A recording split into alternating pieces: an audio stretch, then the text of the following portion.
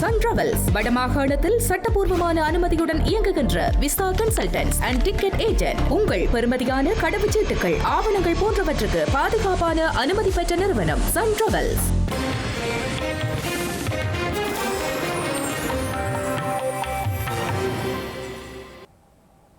வணக்கம்.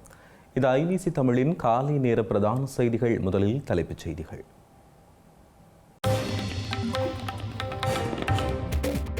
தொடர்ந்து மூடப்பட்டுள்ள கார்முஸ் நீரிணை, உத்தரவை மீறி பயணிக்கும் கப்பல்கள் தாக்கப்படும் என ஈரான் எச்சரிக்கை.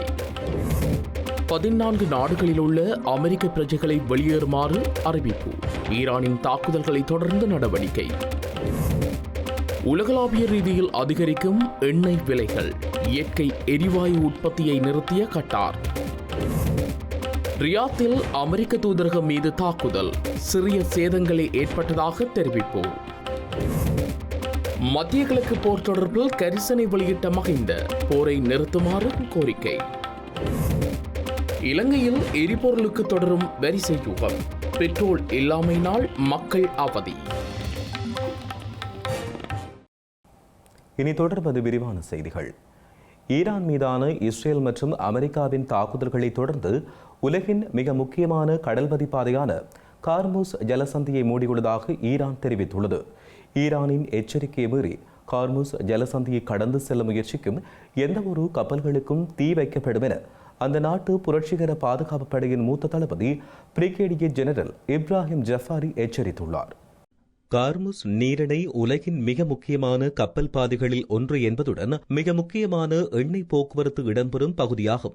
எண்ணெய் மற்றும் எரிவாயுவை ஏற்றிய கப்பல்கள் 1/5 பங்கு இந்த நீரிணை வழியாக செல்கிறது. இந்த நிலையில் ஈரான் மீதான போரை தொடர்ந்து மத்திய கிழக்கு நாடுகளில் போர் மூண்டுள்ள நிலையில் கார்முஸ் நீரிணையை மூடியுள்ளதாக பிரிகேடியர் ஜெனரல் இப்ராஹிம் ஜஃபாரி தெரிவித்துள்ளார். இங்கிருந்து ஒரு சொட்டு எண்ணெய் கூட வெளியேற அனுமதிக்க மாட்டோம் எனவும் மத்திய கிழக்கு நாடுகளில் உள்ள எண்ணெய் குதங்கள் மற்றும் உட்கட்டமைப்புகள் மீது தாக்குதல் நடத்துவோம் எனவும் அவர் எச்சரித்துள்ளார். அமெரிக்கர்கள் பிராந்தியத்தின் எண்ணெய்க்காக ஏங்குகிறார்கள் என்றும் ஈரான் பிராந்தியத்தில் உள்ள அவர்களின் குதங்களை தாக்கும் என்றும் கூறியுள்ளார். மத்திய கிழக்கின் 14 நாடுகளில் உள்ள அமெரிக்க பிரஜைகளை உடனடியாக வெளியேறுமாறு அமெரிக்க ராஜாங்க திணைக்களம் அறிவித்துள்ளது. ஈரானுக்கு எதிராக அமெரிக்காவும் இஸ்ரேலும் தாக்குதல்களை முன்னெடுத்துள்ள நிலையில் நிலவும் பாதுகாப்பு அச்சுறுத்தல்களை கருத்தில் கொண்டு 14 நாடுகளில் உள்ள அமெரிக்க பிரஜைகளை உடனடியாக வெளியேறுமாறு இந்த அறிவிப்பு விடுக்கப்பட்டுள்ளது. இதற்கமைய Bahrain, Egypt, Iran, Iraq, Israel, Jordan, Kuwait, Lebanon, Oman, Qatar, Saudi Arabia, Syria, ஐக்கிய அரபு ராச்சியம் மற்றும் ஏமன் ஆகிய நாடுகளில் உள்ள அமெரிக்க பிரஜைகள் வெளியேறுமாறு அறிவிக்கப்பட்டுள்ளது. இதேவேளை பாதுகாப்பு அச்சுறுத்தல் காரணமாக அனைத்து பணியாளர்களும் தற்காலிகமாக வெளியேறிவிட்டுள்ளதாக ஜோர்தானில் உள்ள அமெரிக்க தூதரகம் தெரிவித்துள்ளது. ஈரானுக்கு எதிராக பாரிய அளவிலான தாக்குதல்கள் இன்னும் நடத்தப்படவில்லை என அமெரிக்க ஜனாதிபதி டொனால்ட் ட்ரம்ப் தெரிவித்துள்ளார். மத்திய கிழக்கு பிராந்தியத்தில் நிலவுகின்ற மோதல்கள் தொடர்பாக வெள்ளை மாளிகையில் ஊடகங்களுக்கு கருத்து தெரிவித்த பொழுது அமெரிக்க ஜனாதிபதி டொனால்ட் ட்ரம்ப் இதனை தெரிவித்துள்ளார். தெஹ்ரானின் அணு ஆயுத ஏவுகணை திட்டத்தை முறியடிப்பதற்காக ஈரானின் மீது தாக்குதல் நடத்த உத்தரவிட்டதாக அமெரிக்க ஜனாதிபதி சுட்டிக்காட்டியுள்ளார். இந்த மோதல்கள் 4 அல்லது 5 வாரங்கள் வரை நீடிக்கும் என முன்னர் மதிப்பிடப்பட்ட போதிலும் அதற்கு அதிக காலம் எடுக்கும் என அமெரிக்க ஜனாதிபதி மேலும் தெரிவித்தார். ராணுவ நடவடிக்கையானது ஈரானை தாக்குவதற்கான கடைசி மற்றும் சிறந்த வாய்ப்பு என்றும் அவர் தெரிவித்தார். அமெரிக்கா வழங்கிய எச்சரிக்கைகளை ஈரான் பொருட்படுத்தவில்லை என்றும் அணு ஆயுதங்களை பெறுவதற்கான முயற்சியை அந்த நாடு தொடர்ந்து முன்னெடுத்ததே இந்த தாக்குதலுக்கு முக்கிய காரணம் எனவும் அவர் சுட்டிக்காட்டினார். இந்த ராணுவ நடவடிக்கையின் நோக்கங்கள் மிகவும் தெளிவானவை என்று குறிப்பிட்ட ஜனாதிபதி டொனால்ட் ட்ரம்ப் ஈரானின் ஏவுகணை திறனை அளிப்பது மற்றும் அந்த நாட்டின் கடற்படையை முற்றிலுமாக செயலிழக்க செய்வது ஆகியவையே முதன்மையான இலக்குகள் என்றும் குறிப்பிட்டார். மேலும் ஈரான் எந்த காலத்திலும் அணு ஆயுதத்தை பெறுவதை தடுப்பதே இந்த தாக்குதலின் இறுதி நோக்கம் என்றும் அவர் தெரிவித்தார். ஆரம்பத்தில் இந்த திட்டமானது 4 முதல் 5 வாரங்கள் வரை நீடிக்கும் என கணிப்பிடப்பட்டிருந்தாலும் தற்போது திட்டமிட்ட காலத்தை விட மிக விரைவாக இலக்குகளை எட்டி வருவதாகவும் அவர் தெரிவித்தார். தேவை ஏற்பட்டால் இன்னும் நீண்ட காலத்திற்கு தாக்குதல் தொடரும் வல்லமை அமெரிக்காவிடம் இருப்பதாகவும் அவர் எச்சரிக்கை விடுத்துள்ளார். மத்திய கிழக்கு நிலவும் மோதல்களின் காரணமாக உலகளாவிய ரீதியில் எண்ணெய் விலைகள் அதிகரித்துள்ளன. கச்சா எண்ணெய் விலை 1.9% உயர்வடைந்து ஒரு பீப்பாய்க்கு 79.25 அமெரிக்க டாலராக காணப்படுகிறது. அதே நேரம் அமெரிக்க வர்த்தக எண்ணெய் 1.5% உயர்வடைந்துள்ளது. அத்துடன் உலகின் மிகப்பெரிய ஏற்றுமதியாளர்களில் ஒன்றான கட்டார் இயற்கை எரிவாயு உற்பத்தியை நிறுத்தியுள்ளமையால் இயற்கை எரிவாயு விலைகளும் உயர்வடைந்துள்ளன. சவுதி அரேபியாவின் தலைநகரமான ரியாத்தில் உள்ள அமெரிக்க தூதரகம் மீது ஈரான் 2 ஆளில்லா விமானம் மூலம் தாக்குதல் நடத்தியுள்ளது. மத்திய கிழக்கு நாடுகளில் ஏற்பட்டுள்ள மோதல் நிலை காரணமாக பரஸ்பர தாக்குதல்கள் இடம்பெற்று வருகின்றன. அந்த வகையில் சவுதி அரேபியாவின் தலைநகரான ரியாத்தில் உள்ள அமெரிக்க தூதரகம் மீது ஈரான் 2 ஆளில்லா விமானம் மூலம் தாக்குதல் நடத்தியுள்ளது. ஆளில்லா விமான தாக்குதலில் கட்டடத்திற்கு சிறிய சேதம் ஏற்பட்டுள்ளதாக சவுதி அரேபியாவின் பாதுகாப்பு அமைச்சு தெரிவித்துள்ளது. அதே நேரம் துபாய் அருகே ஆஸ்திரேலிய படைகள் பயன்படுத்தும் விமான தளம் ஆளில்லா விமானம் மூலம் தாக்கப்பட்டதை ஆஸ்திரேலிய பாதுகாப்பு அமைச்சர் உறுதிப்படுத்தியுள்ளார். இந்த தாக்குதலில் ஆஸ்திரேலியர்கள் எவரும் காயமடையவில்லை என்றும் குறிப்பிட்டார். இதேவேளை ஈரான் இஸ்ரேலின் பல பகுதிகளை நோக்கி ஏவுகணைகளை ஏவியுள்ளதாக இஸ்ரேலிய ராணுவம் தெரிவித்துள்ளது. வான் பாதுகாப்பு அமைப்புகள் அச்சுறுத்தலை தடுக்கும் வகையில் செயல்படுவதாக இஸ்ரேல் ராணுவம் கூறியுள்ளது. இதேவேளை மத்திய கிழக்கில் போர் தீவிரமடைந்துள்ள சூழலில் ஹட்டார் வான்பரப்புக்குள் அத்துமீறி நுழைந்த ஈரானின் 2 போர் விமானங்களை ஹட்டாரின் வான் பாதுகாப்பு படை வெற்றிகரமாக சுட்டு வீழ்த்தியுள்ளது. அத்துடன் ஈரானில் ஏவப்பட்ட 7 பாலிஸ்டிக் ஏவுகணைகள் மற்றும் 5 ஆளில்லா விமானங்களையும் ஹட்டார் வான் பாதுகாப்பு படையினர் இடைமறித்து அதனை அளித்துள்ளதாக தெரிவிக்கப்படுகிறது. ஹட்டாரில் அமைந்துள்ள அமெரிக்க ராணுவ தளங்களை இலக்கு வைத்தே இந்த தாக்குதல் முயற்சி முன்னெடுக்கப்பட்டிருக்கலாம் என்றும் தெரிவிக்கப்படுகிறது. ஈரானுக்கு எதிரான அமெரிக்கா மற்றும் இஸ்ரேலின் தாக்குதல்களை தொடர்ந்து ஸ்பெயினில் உள்ள விமான தளங்களை பயன்படுத்துவதற்கு அந்த நாட்டு அரசாங்கம் தடை விதித்துள்ளது.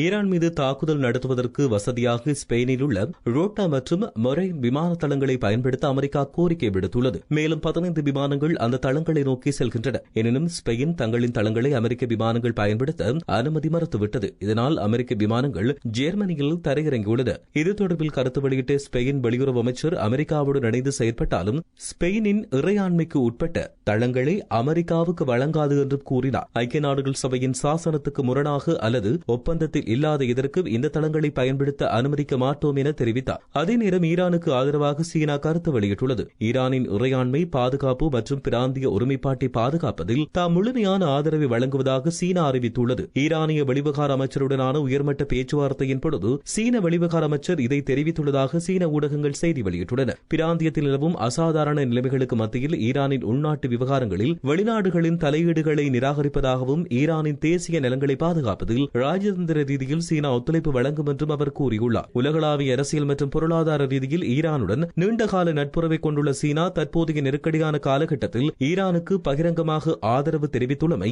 சர்வதேச மட்டத்தில் முக்கியத்துவம் வாய்ந்த ஒரு நகர்வாகவே பார்க்கப்படுகிறது. மத்திய கிழக்கில் ஏற்பட்டுள்ள போர் சூழலை விரைவில் நிறைவுக்கு கொண்டு வருமாறு ஸ்ரீலங்காவின் முன்னாள் ஜனாதிபதி மஹிந்த ராஜபக்ஷ தெரிவித்தார். கோமாகம ஏம்புலகந்த ஸ்ரீ சம்புத்தி விகாரையில் வழிபாடுகளில் ஈடுபட்ட பின்னர் ஊடகவியலாளர்கள் எழுப்பிய கேள்விக்கு பதில் வழங்கும் போது அவர் இதனை தெரிவித்துள்ளார்.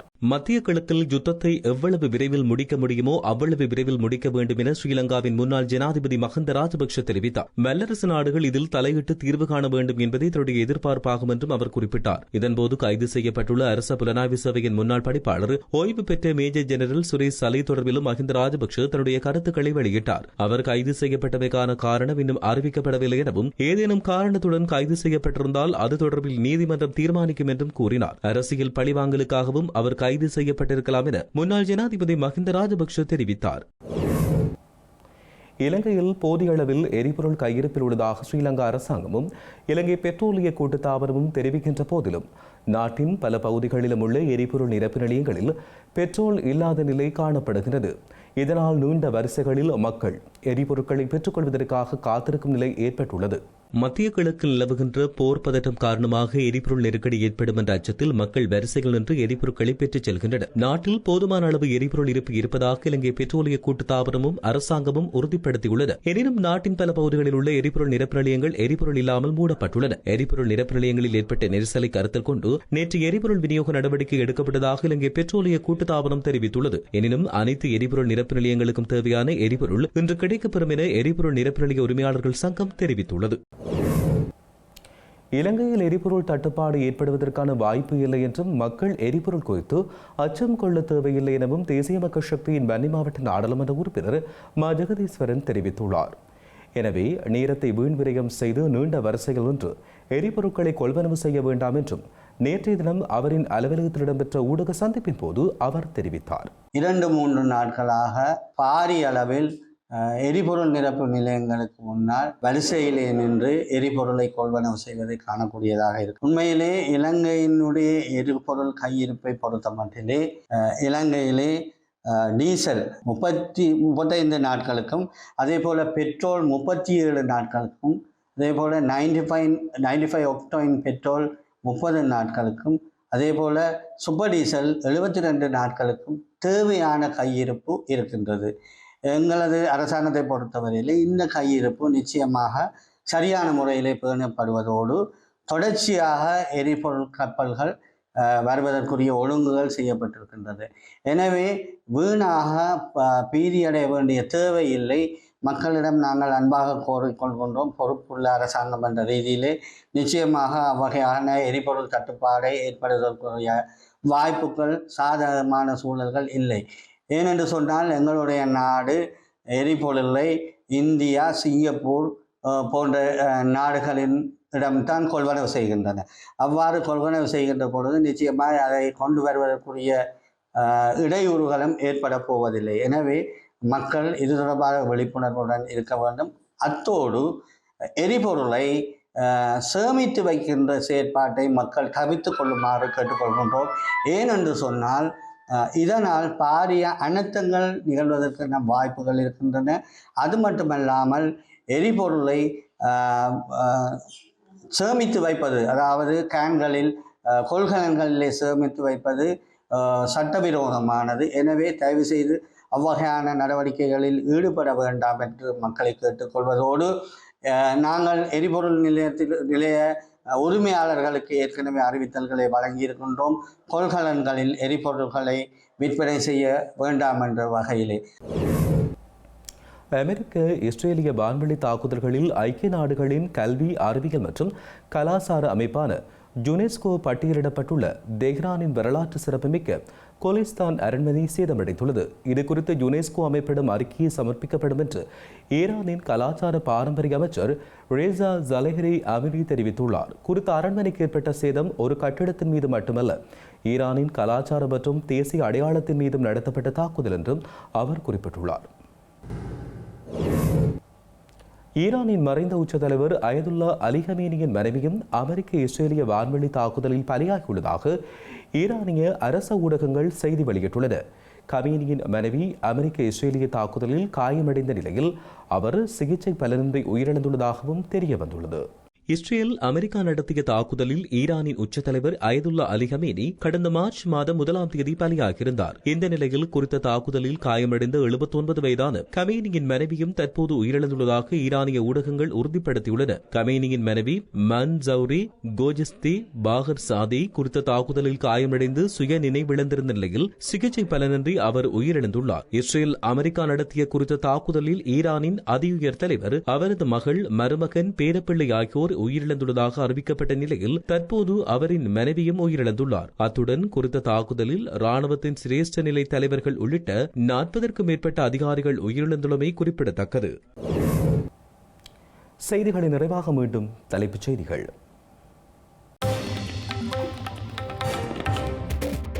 தொடர்ந்து மூடப்பட்டுள்ள கார்முஸ் நீரிணை, உத்தரவை மீறி பயணிக்கும் கப்பல்கள் தாக்கப்படும் என ஈரான் எச்சரிக்கை.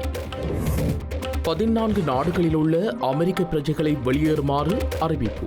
ஈரானின் தாக்குதல்களை தொடர்ந்து நடவடிக்கை.